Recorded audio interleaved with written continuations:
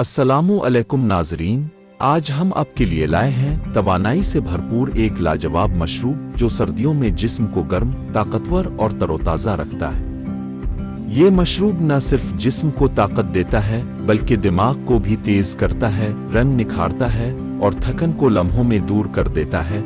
अज्जा नोट कर लें: 1 कप दूध, 4 बादाम, 2 पिस्ते, 1 इलायची, चंद रेशे ज़ाफ़रान के और हस्ब ज़ायक़ा शुक्र।